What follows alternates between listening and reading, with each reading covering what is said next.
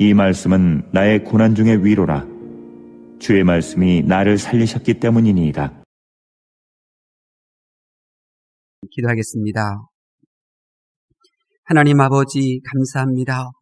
하나님의 말씀이 이 세상에 오셨고 그 말씀이 나를 살려주셨습니다.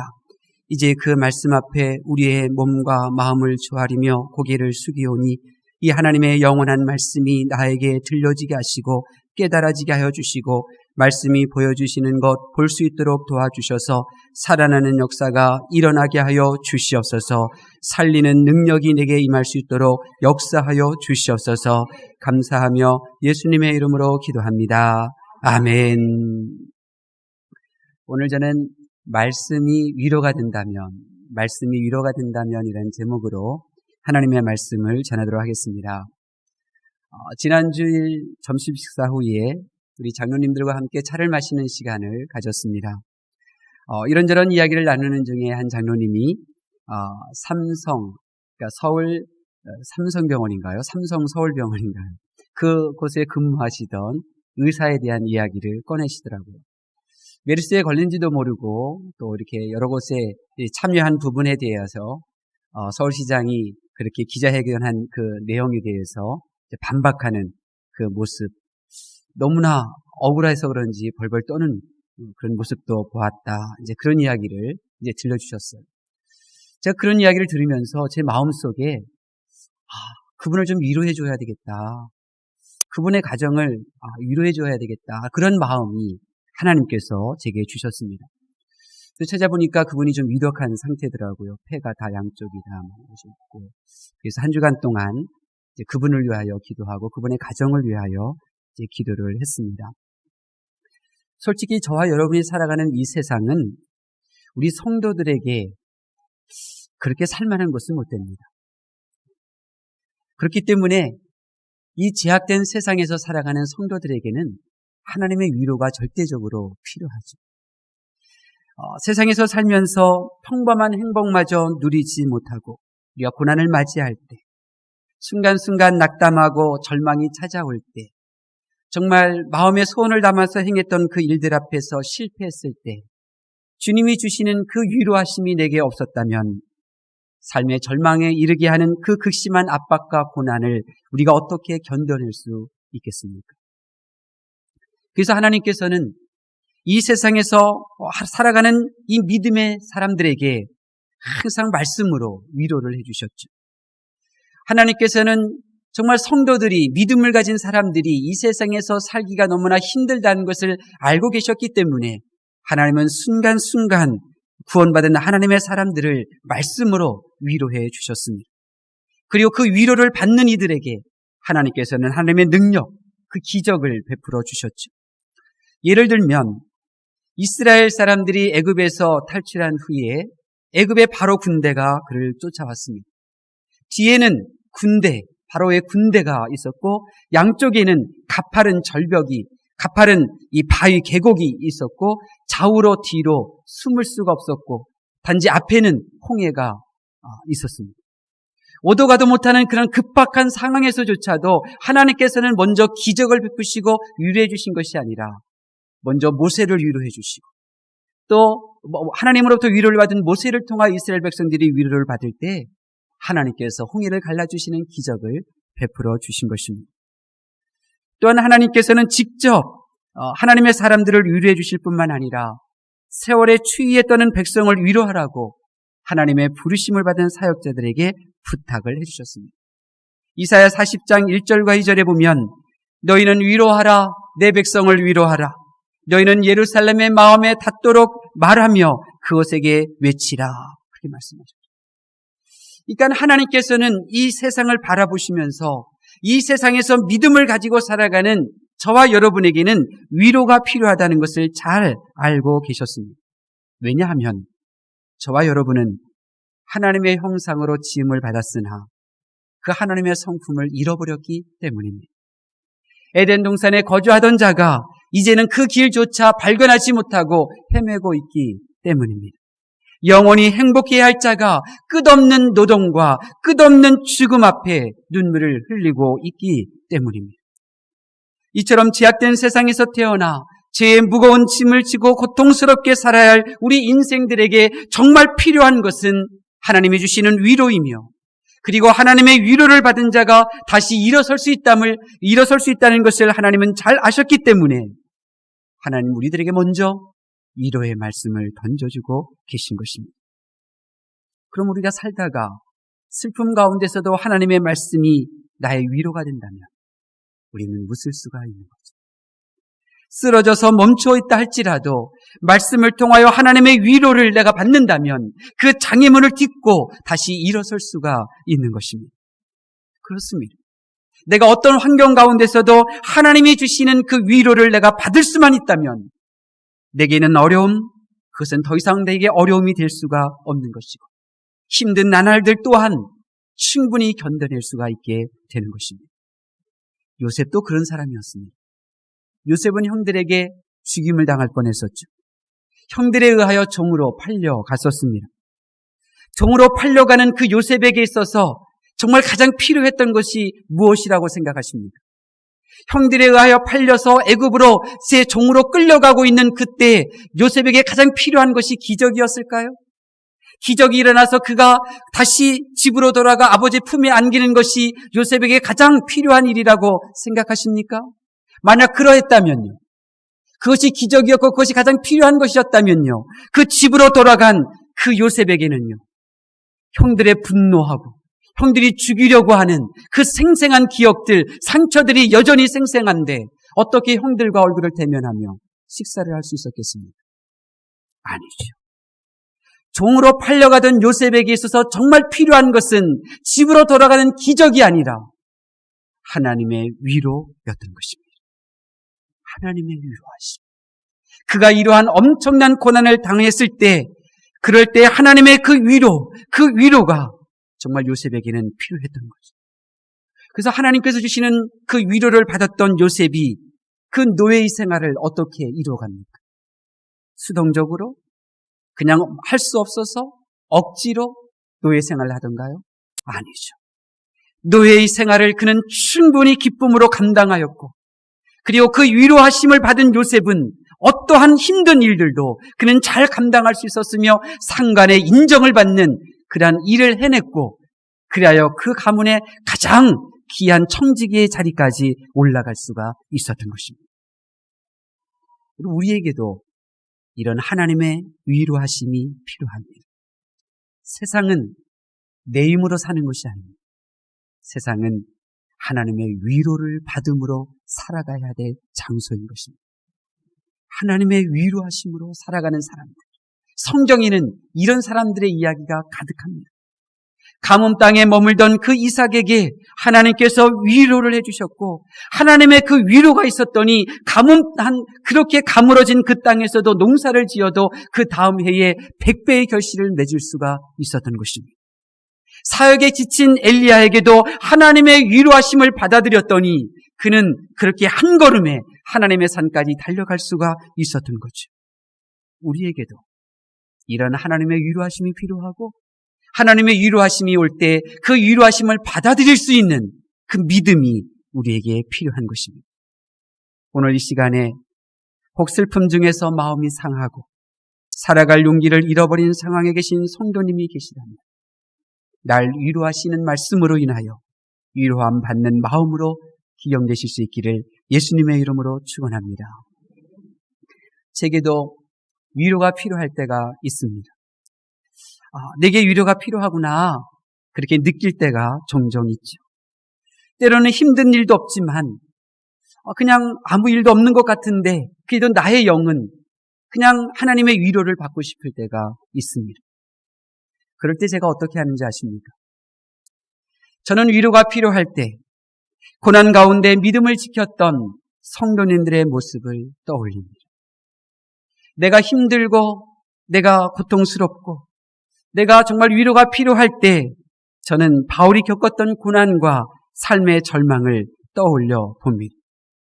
바울, 어둡고 습기가 있으며 온갖 곤충이 피부 위를 걸어다니나 사슬에 묶여있는 팔과 다리로는 떨쳐버릴 수도 없고 어둠 속에서 나타난 지혜의 발가락이 물리곤 하였을 그 바울, 사람들에게 조롱당하고 무시당하되 계속해서 무시당하고 조롱당하였던 그 바울을 생각해 봅니다. 그러면 하나님의 그 위로하심이 내게 임하여 내 안에 있는 어려움이 어려움으로 느껴지지 않게 되고, 나를 조롱하던 언어들도 더 이상 나에게 상처가 되지 않게 되고, 또 내 안에 있었던 그 드러나지 않았던 미움마저도 사라지게 되는 것입니다.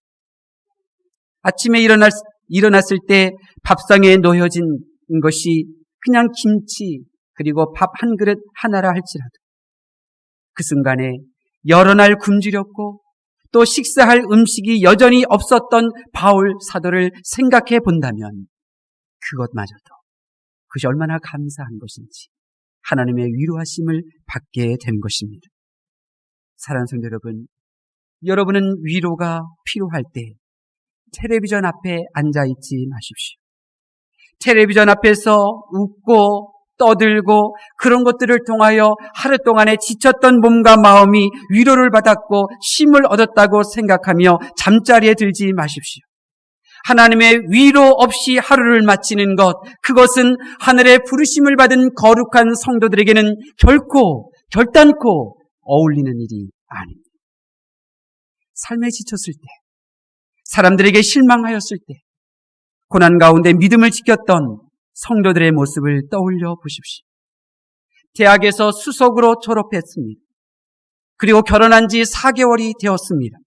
그런데 그 아내를 이끌고 불교의 나라 미얀마에서 복음을 전하기 위하여 떠난 선교사가 있었습니다.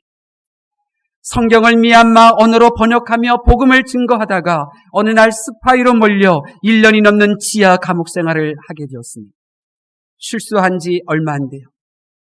결혼한 지 4개월이 되었지만 남편이 하는 그 일에 같은 마음, 같은 뜻을 품고 동역하였던 그 사랑하는 아내, 그리고 열악한 선교지에서 해주고 싶어도 해주지 못한 것으로 안타까워하였던 그 사랑하는 자녀들을 열병으로 잃었고, 그리고 아내와 자녀를 땅에 묻어야만 했던 아도니람 저드슨이라는 선교사를 생각해 보십시오. 신앙의 회의가 느껴질 때, 믿는 성도들로부터 실망감이 파도처럼 여러분에게 밀려올 때에도 하나님의 위로를 받았던 믿음의 사람들을 떠올려 보십시오. 인도에서 복음을 전하다가 말라리아로 아들을 잃고 아들을 잃은 아내가 우울증으로 그렇게 고생하다가 그 아내마저 땅에 묻을 수밖에 없었던 윌리엄 캐리 선교사의 심정을 헤아려 보십시오. 그들에게는 위로가 필요했고 그들은 하나님의 말씀을 통하여 위로를 받을 수 있었습니다. 말라리아로 아들이 죽던 날 윌리엄 캐리 선교사는 일기장에 이렇게 기록했습니다. 하나님은 부요하시고 약속에 신실하신 분이시다. 내가 주님을 바라보았을 때에 모든 근심을 내어 맡길 수 있었다. 그는 그 누구에게도 그 무엇으로도 위로를 받을 수 없을 때에 하나님으로 인하여, 하나님의 말씀으로 인하여 위로를 받을 수가 있었던 것입니다. 제가 어렸을 적에는 참 작은 것으로 위로를 받을 수 있었습니다. 어머니가 해주시는 밀가루 반죽한 것에 고추장을 뿌리고 또 김치를 넣어서 그렇게 또 기름에 튀겨준 김치전, 그거 하나만으로도 나는 충분히 위로를 받을 수 있었습니다. 좀 더 자라서는 사람에게서 또 동료에게서 선배에게서 위로를 받을 수 있게 되었습니다. 그러나 지금에 이르러서는 내게 위로가 필요할 때 제가 위로를 받는 곳은 더 이상 음식도 사람도 그 어떤 것도 아닙니다. 내가 필요할 때 저는 무릎을 꿇고 성경책을 펼칩니다. 하나님의 말씀, 그 하나님의 말씀은 저를 충분히 위로하고도 남습니다. 그려 내 안에 있는 실망감, 내 안에 있는 부정적인 감정들, 아니 있어서는 안 될 그 미움이 어느새 눈 녹듯이 사라지는 것을 보게 됩니다. 저만 위로가 필요할까요? 그렇지 않습니다. 여러분에게도 위로가 필요합니다. 때로는 배우자에게서 위로를 구할 때가 있고, 때로는 자녀들에게서, 때로는 그 무엇으로 위로를 삼으려고 하죠. 우리에게는 위로가 필요합니다. 왜냐하면 에덴 동산에서 쫓겨나 궁핍함과 노동에 시달리고 있는 인생이기 때문에 그렇습니다. 하나님의 형상을 잃어버리고 경쟁 가운데 살아가 지쳐하는 그것이 바로 우리의 인생이기 때문에 그렇습니다. 한 번은 죽어야 하며 죽은 자가 가야 할 곳 그 중에 하나가 지옥이라는 것이 바로 우리의 인생이기에 우리는 끊임없이 위로가 필요하고 위로를 구하고 있는 것입니다. 그래서 사람들은 자기가 위로를 받으려고 이렇게 행동하는 것인 줄도 모르지만 그냥 그렇게 행동하고 있습니다. 어떤 사람은 소비 지향적으로 살아갑니다. 자신을 위해서 끊임없이 소비합니다. 그래서 위로받으려고 하죠. 어떤 사람은 끊임없이 일을 합니다. 일을 통하여 또다시 보상을 받으려고 하고 위로를 받으려고 합니다. 이 세상에는 끊임없이 모든 사람들이 위로를 받으려고 하죠. 위로가 필요하지 않은 사람은 본질적으로 없습니다. 그러나 세상 사람들은 하나님이 주시는 위로를 받으려고 하지는 않습니다. 심지어 하나님을 믿는 성도들조차도 하나님의 위로가 너무 작다고 말합니다. 심지어 하나님의 위로가 내게 없다고까지 불평을 합니다. 그러나 정말 하나님의 위로하심이 작은 것일까요? 그렇지 않습니다. 제가 경험한 하나님의 위로하심은 나를 위로하기에도 충분한 것입니다. 세상이 주는 위로를 받는 자는 평생을 위로해 줄 것을 요구합니다. 어렸을 때도 위로받을 것을 요구하고 나이가 들어서도 늙어서도 계속해서 위로받을 것을 요구합니다. 그러나 하나님이 주시는 그 위로를 받은 성도는 더 이상 위로받으려는 자가 아니라 이제 누군가를 위로해 주는 위로자로 설 수 있게 되는 것입니다. 우리 부학교회가 어떤 교회입니까? 위로 없이, 하나님이 주시는 위로 없이 살지 말라고, 하나님이 주시는 위로 받으며 생활하라고 하나님께서 이 우상의 골짜기에 우리 부학교회를 세워주신 줄로 믿습니다. 그래서 우리 부학교회는 성도를 위로하는 교회로 우뚝 설 것입니다. 우리 부학교회는 얼굴에 흘리는 눈물을 닦아주며 위로해 줄 것입니다. 우리 부학교회는 이 땅의 모든 부모들에게 위로가 되어지는 교회, 우리 부학교회는 자녀로 사는 이들에게도 위로가 되는 교회로 남게 될 것입니다. 저는 하나님께서 하신 일을 알고 있습니다.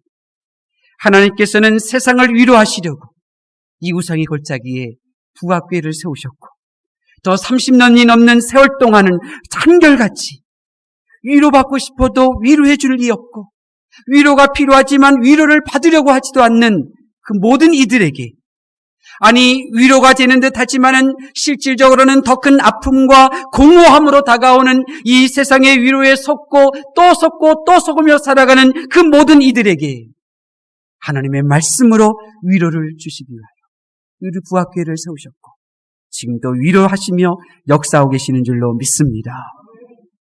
저는 하나님의 위로하심이 없었다면 이 자리에 있지 못했을 것입니다. 제가 잘나고 능력 있어서가 아닙니다. 저는 매일 매 순간마다 하나님 앞에 고백합니다.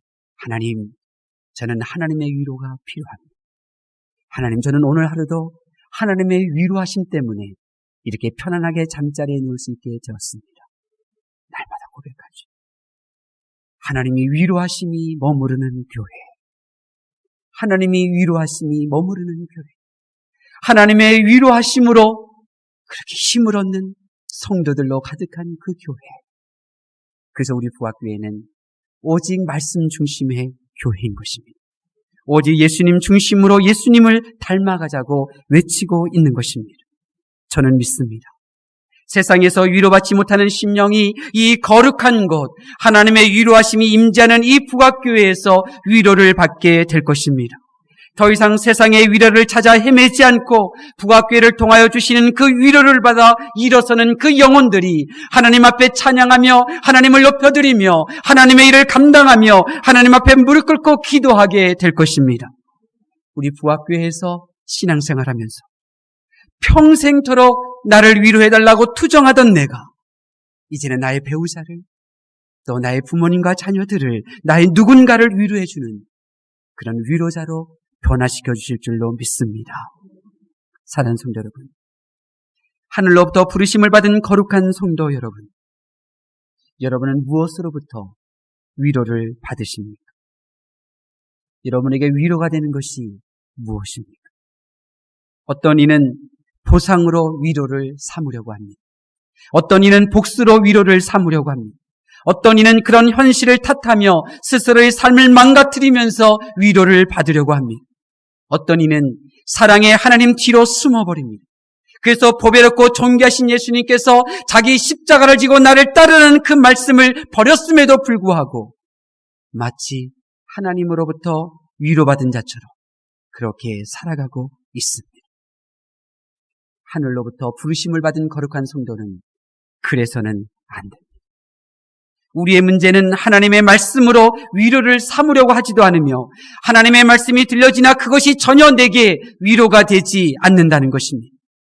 그래서 세상 사람들처럼 우리 믿는 이들조차도 하나님의 위로하심으로 일어나는 것이 아니라 그냥 시간이 지나가고 그 상처의 기억에서 잊혀지고 자기의 감정이 누그러뜨리는 시간이 지나가면 다시 일어서죠.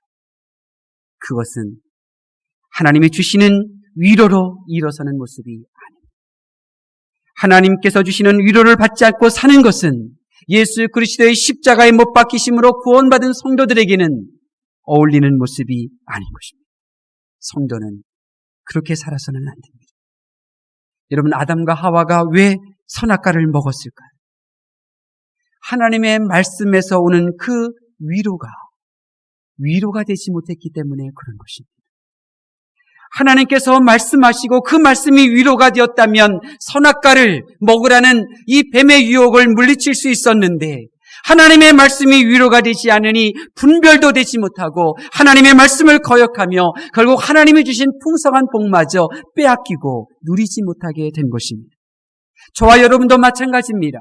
하나님께서 나를 위로하기 위하여 말씀을 주고 계시는데 그 말씀으로 하나님의 위로가 되지 않는다면 나 또한 이 아담이 걸어갔던 그 길을 걸어갈 수밖에 없는 것입니다.